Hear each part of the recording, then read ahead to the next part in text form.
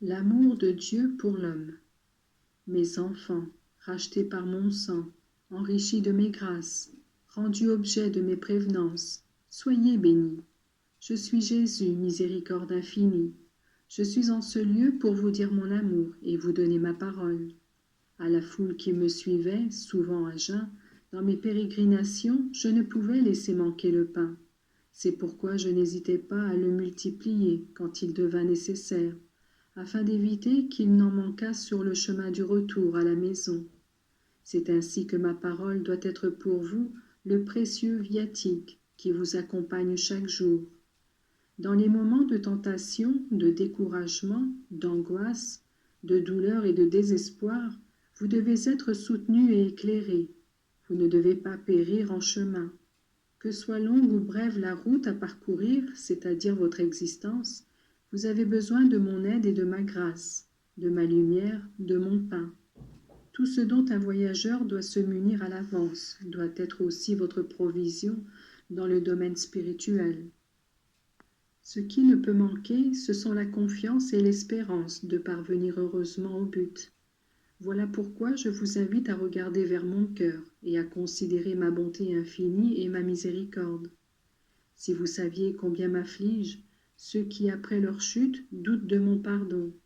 Ils font comme ces voyageurs qui, ayant trouvé une pierre sur laquelle s'asseoir, renoncent à poursuivre leur chemin, qu'ils considèrent comme une fatigue insurmontable, ou comme ceux qui préfèrent demeurer dans la cécité, au lieu de s'adresser au médecin qui peut leur soigner les yeux.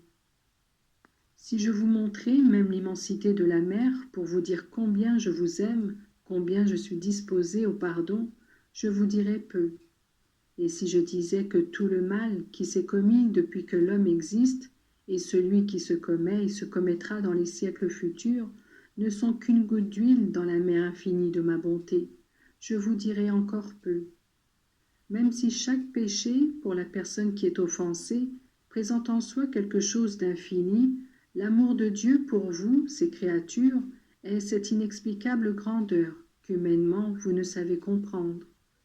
Ce n'est que lorsque vous serez plongé dans l'amour immense de Dieu, amour infini en paradis, que vous comprendrez ce grand mystère. Que l'on pleure ses péchés en tant qu'offense à Dieu, bonté infinie, c'est bien, mais que l'on se décourage, que cela ne soit jamais. Que serait-il arrivé si la Madeleine s'était découragée? Il n'y aurait pas cette grande sainte qui, à travers tous les siècles, sera honorée comme celle qui a beaucoup aimé. Et si le bon larron s'était découragé, que serait-il arrivé? L'enfer aurait accueilli un désespéré de plus. La vie sur terre est une période d'épreuve, et personne n'est sûr de se sauver, raison pour laquelle aucune présomption ne doit loger dans votre esprit. Mais ma volonté est que tous soient sauvés. C'est pourquoi ceux qui, par leur volonté, collaborent avec moi réalisent mon désir de salut.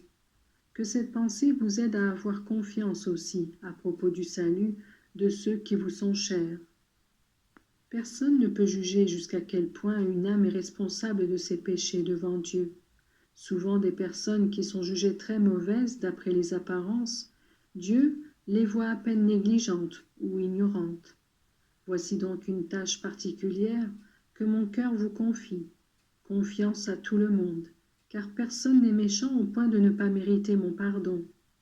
Le désespoir causé par l'état de santé, hélas, est très souvent la conséquence d'une vie dissolue. Mais si les âmes comprenaient que mon incarnation, ma passion et ma mort ont eu lieu pour le salut de ceux qui étaient perdus, elles ne rendraient pas nul un tel don. Même dans vos fautes quotidiennes, qui concernent presque toujours l'orgueil et le manque de charité, je désire que vous ayez le comportement suivant. Après vous être humiliés mutuellement et vous être demandé réciproquement pardon, demandez pardon à moi. Votre réconciliation vous obtiendra de ma part non seulement le pardon de vos manquements, mais encore la bonne harmonie entre vous. Et maintenant, puisque vous avez exprimé au début de la prière le désir que vous fût accordé le pardon de vos péchés, je suis heureux de vous l'accorder comme récompense de votre foi. Qui peut pardonner les péchés sinon Dieu? Eh bien moi, je suis le Fils du Dieu vivant, et même si je vous demande de confesser vos fautes au prêtre, qui en tant qu'homme est coupable comme vous, c'est moi qui absous et qui désire augmenter en vous la grâce. Celle-ci doit être une présence constante dans votre vie. La perfection n'existe pas sur la terre, et les saints eux-mêmes n'ont pas été exempts d'un grand nombre de petites misères. La plus grande misère pour une âme, ce serait de se croire parfaite.